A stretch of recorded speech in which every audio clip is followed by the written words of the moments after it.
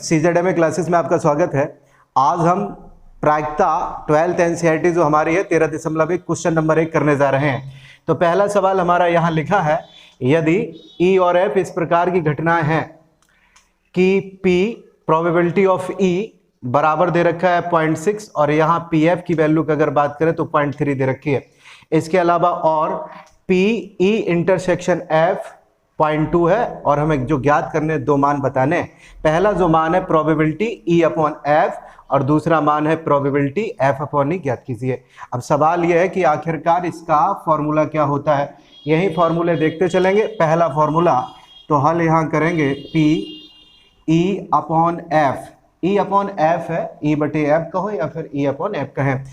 Formula क्या होगा तो P E intersection F, P E intersection F और ध्यान दें पहले वाले को आप ढक लें और इसके बाद में बचेगा क्या तो F बचेगा, तो इसका मतलब अपॉन में हमें लिखना पड़ेगा PF।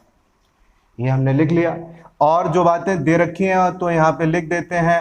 PE की वैल्यू हमें गिवन है, इसके अलावा PF की वैल्यू हमें दे रखी है 0.3, ये बातें हम लोग लिख देंगे।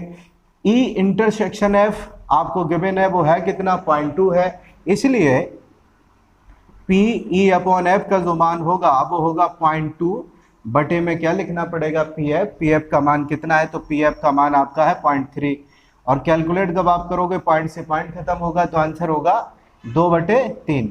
लिख लिया हमने, आंसर हो गया हमारा।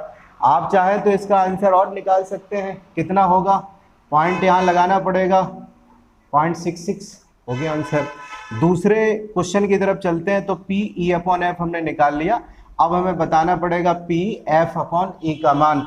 तो PF अपॉन E बराबर फॉर्मूला क्या होगा तो F अपॉन E हो या फिर E अपॉन F हो, इंटरसेक्शन के ऊपर कोई फर्क यहाँ पड़ेगा नहीं, तो हम लिख देंगे PF इंटरसेक्शन E। जो पहले है उसे पहले लिखिए, जो बाद में है उसे बाद में लिखिए।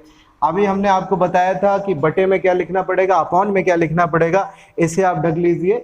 बचा क्या तो E बचा है, इसलिए यहाँ पे हम लोग E लिख देंगे। अब इसका मान क्या है, F इंटरसेक्शन E ये है, ये दे रखा है, कितना मान है 0.2। आप कहेंगे E इंटरसेक्शन F या फिर F इंटरसेक्शन E दोनों का मान सेम होगा, तो हम कहेंगे हाँ दोनों की बातें बिल्कुल बराबर होंगी। आंसर यहाँ लिखना पड़ेगा कितना 0.2 और PE की प्रोबेबिलिटी ऑफ E, इसकी जो मान है वो मान हमें गिवन यहाँ पे है 0.6। वैल्यू कितनी गिवन है तो 0.6, यहाँ लिख देंगे 0.6। कैलकुलेशन आप करेंगे तो 1/3 आएगा, 1/3 का मतलब क्या होता है 0.33, बढ़ता चला जाएगा। तो ये हमारे आंसर है क्वेश्चन नंबर फर्स्ट के।